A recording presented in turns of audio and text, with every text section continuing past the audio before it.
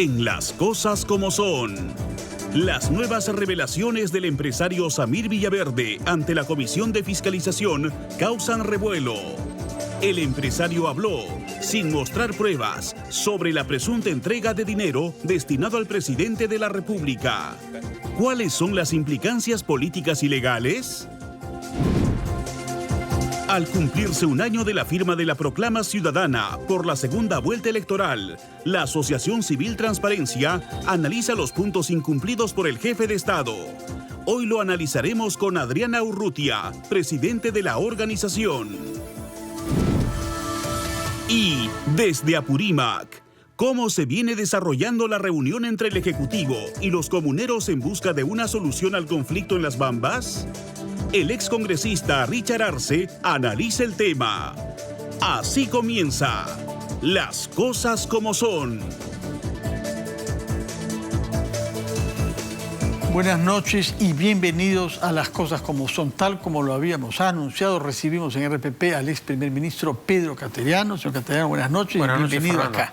Encantado de estar nuevamente acá después de un largo tiempo. La pandemia, pero usted es una persona con experiencia política, ha sido diputado, ha sido viceministro primero y ministro de Defensa luego, primer ministro en 2 oportunidades, y es un observador de la vida política y un escritor de éxito sobre temas políticos. Acaba de hacer una gira por Chile y Argentina, vuelve al Perú. ¿Y cómo lo encuentra? Bueno, con un ambiente de una inestabilidad política grave, y creo que el presidente tiene que ser consciente de ello. Él asumió ante el país un compromiso no político, diría ético y moral, de luchar contra la corrupción. Y lo que estamos apreciando es que el presidente no está cumpliendo con su palabra, no honra su palabra, para no decir que miente permanentemente. Entonces esto trae como consecuencia una falta de credibilidad y un deterioro en la confianza ciudadana.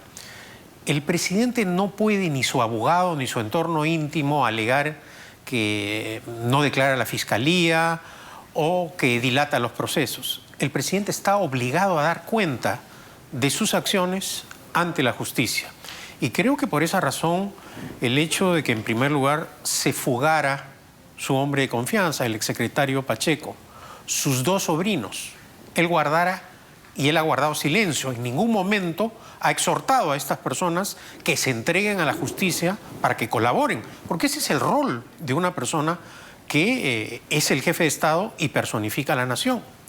Y ahora, cuando la justicia pretende interrogar a su esposa y a él mismo, el país atónito observa que él anuncia que guardará silencio. Entonces, esto simplemente, como creo ya varios lo han señalado, está acelerando el proceso de destrucción política del presidente Castillo. Hay 3 hechos producidos hoy.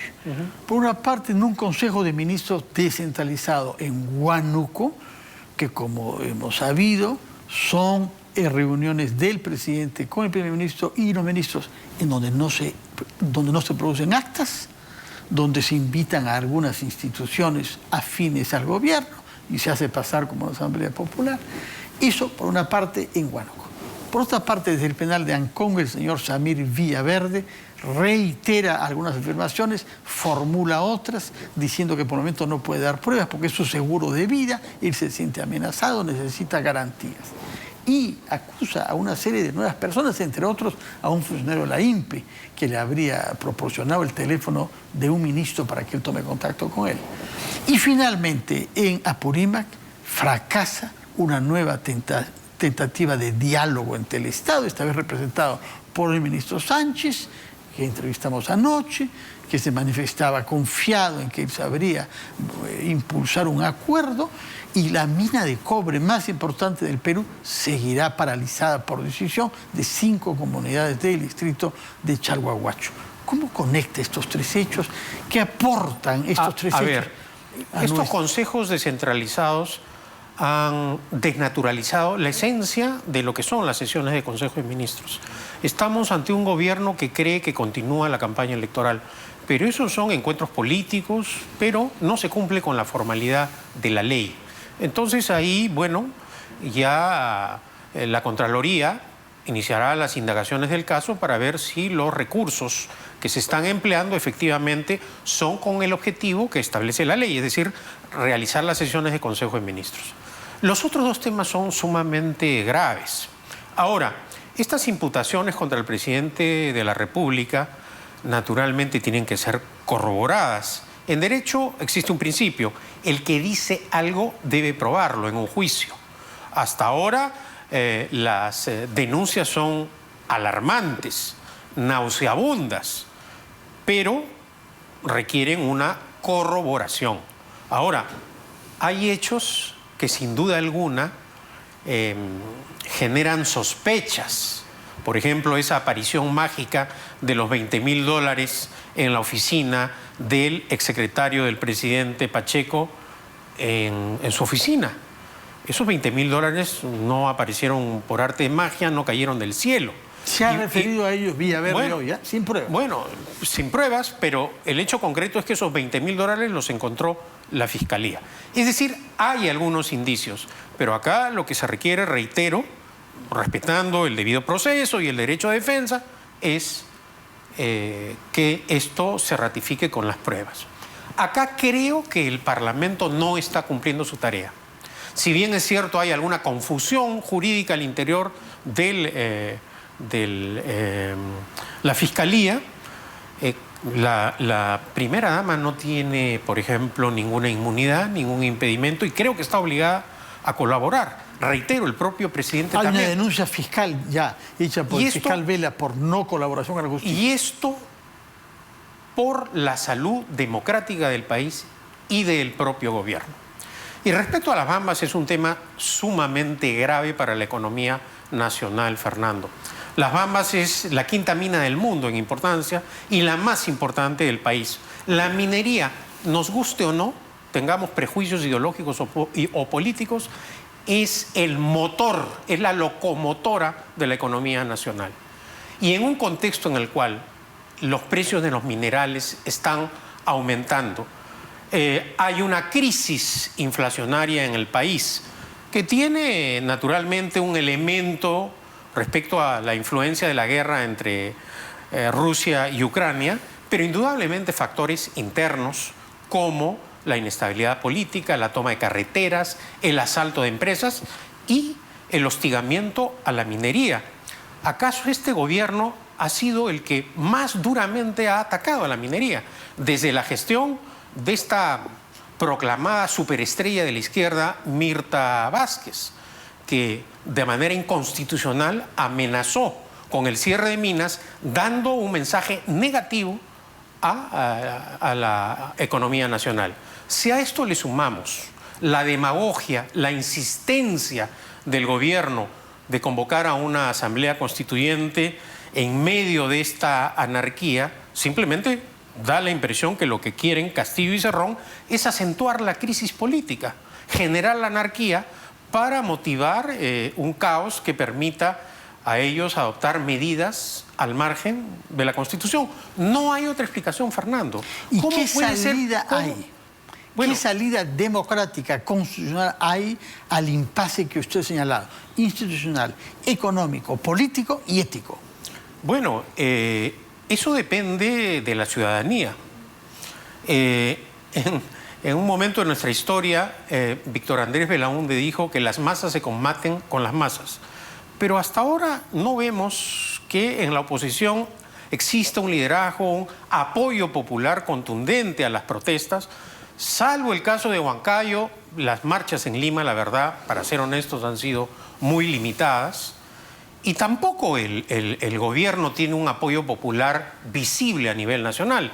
Yo creo que ese contexto le da cierto oxígeno al gobierno, pero tal como vienen desarrollándose los hechos políticos, en medio del escándalo, corrupción, ineptitud, Fernando, podemos acceder al amigable del MEF. La ejecución presupuestal de este calamitoso gobierno es algo terrorífico. ¿Cómo el gobierno, teniendo dinero, no puede administrar los recursos del Estado? Esto es absolutamente imperdonable. Claro, es fácil atacar, insultar, Proponer asamblea constituyente. Promover una asamblea constituyente, ¿no? ¿Cuántas constituciones hemos tenido? Creo que 10 o 12. 12 constituciones. Sí. Las constituciones han solucionado los problemas de miseria, de falta de educación, de salud. No. ¿Han solucionado los problemas de falta de empleo? No. Eso solo se logra superar con inversión. Inversión nacional y extranjera. El periodo en el cual nosotros hemos tenido el daño más terrorífico a nuestra economía fue cuando se aplicó la receta económica que el señor Castillo y Cerrón quieren impulsar ahora. El Estado empresario todopoderoso con empresas deficitarias fue una creación de la dictadura militar de Velasco. Y esa aventura estatista, controlista, intervencionista, ¿qué ocasionó? La quiebra de ese Estado con la famosa hiperinflación durante el primer gobierno de Alan García. Sería pues tener una vocación suicida repetir este régimen económico. Ahora, es sorprendente, y hay que decirlo con toda claridad, que este modelo de Evo Morales tenga influencia en Chile y en el Perú. En Chile parece que están siguiendo los pasos del modelo político y económico. Pero con muchas más dificultades parece que van a aprobar su constitución, ¿no? En el Perú hay muchas dudas sobre la constitución. Que se ahora, como consecuencia de la forma en que se vienen copiando estas fórmulas que han fracasado. ¿Es modelo de demócrata Evo Morales? Evo Morales accedió al poder, rompió el orden constitucional para perpetuarse. Y su modelo político... Y no respetó el referendo que él convocó. Exactamente. Que dio como resultado que no debía presentarse otra vez. Mira, ya nos hemos olvidado de la payasada de imitar la vestimenta de Evo Morales, del presidente, en fin, puede tener mucha simpatía. Pero aplicar ese modelo político en una nueva constitución, yo creo que sería el principio del fin y el acercamiento al abismo político del país. Y eso sí hay que impedirlo. ¿Cómo salir de estos riesgos? ¿Qué salida constitucional hay constatándose lo que usted nos ha dicho? Bueno, de las salidas que se han planteado, hay pedidos de renuncia del presidente de la República. Esa es una salida constitucional si el Congreso la acepta. Pero de muy dudoso resultado, porque vemos que en primer lugar no hay un apoyo a esta iniciativa. En segundo lugar, es improbable que el presidente renuncie. Ahora, esto puede cambiar si hay protesta ciudadana, pero si la ciudadanía sigue con esta pasividad, va a ser bien difícil. Creo que, de otro lado, el Congreso tiene que ser consciente que tiene que defender el orden constitucional. Insistir en la vacancia por incapacidad moral permanente, cuando es un mecanismo que ha sido desnaturalizado, desacredita también al Congreso de la República. ¿No es partidario en principio usted de las vacancias presidenciales? A ver, cuando Alan García, Alejandro Toledo, Ollanta Humala se vieron enfrascados en problemas, ¿a algún parlamentario se le ocurrió alegar vacancia por incapacidad moral permanente? Nunca. Porque en el espíritu y la letra de la Constitución eso no está establecido, nunca se debatió, no consta. Permítame un instante, por favor, vamos a enlazarnos con el doctor Ventura, quien ha pedido y ha reiterado al presidente de la República a responder las interrogantes de esta comisión, tras además lo revelado por los investigados que acudieron a esta comisión, como el señor empresario Samir Villaverde, que cumple también una prisión preventiva en el penal Ancón 1. Directo en directo, RPP Noticias. Pedro Castellano, hemos visto junto estas declaraciones del señor Ventura, presidente de la Comisión de Fiscalización, particularmente lo relativo a lo que ha afirmado hoy desde la cárcel de Ancón el señor Samir Villaverde. ¿Alguna conclusión saca de lo que ha escuchado? A ver, se reiteran las imputaciones graves contra el presidente de la República, que requieren ser probadas. Ahora, ante una situación como esta, una autoridad auténticamente democrática debería dar cuenta de sus actos y no guardar silencio, que es lo que está haciendo el presidente de la República. Entonces, creo que es una obligación del presidente aclarar estos hechos. Estábamos, antes de que escucháramos al señor Ventura, hablando sobre qué salida ofrece nuestro marco constitucional a este impasse, habida cuenta de que el presidente Castillo no ha dado ningún signo de querer renunciar en las condiciones actuales, con las acusaciones judiciales que tiene. Sabemos lo que le puede pasar si no gozaría de la inmunidad que tiene. A ver, salidas hay.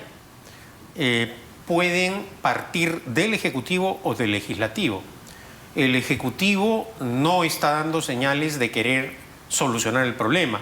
Por el contrario, hemos visto que el gobierno, ¿no es cierto?, antes de la presentación del señor Torres ante el Congreso, aseveró que no iba a convocar una asamblea constituyente. Y eso lo dijo solemnemente el doctor Torres ante el Parlamento. Obtuvo el voto de confianza y cambiaron de parecer. Y hace algunas semanas, y nuevamente esta semana, el presidente ha vuelto con la cantaleta a una asamblea constituyente. Es decir, es un abierto desafío al Congreso. Y para, digamos, acentuar esto, ¿qué ha hecho el señor Torres el día de la interpelación? Ha desafiado abiertamente, ha retado al Congreso. Les ha dicho, atrévanse a censurarme, censúrenme. ¿Y qué ha hecho el Congreso? No la ha censurado. No, no hay ninguna iniciativa. Sí. Ya no digo no hay ninguna iniciativa cuando declaró públicamente su admiración por Hitler. Ni un solo parlamentario, ni siquiera de la izquierda, ha presentado una moción de censura. Y es que acá está el otro problema. Es evidente que en muchas agrupaciones, en varias bancadas del Congreso, están primando los intereses político-partidarios y no los nacionales. Es decir, el temor a una disolución del Congreso. Entonces estamos entrampados.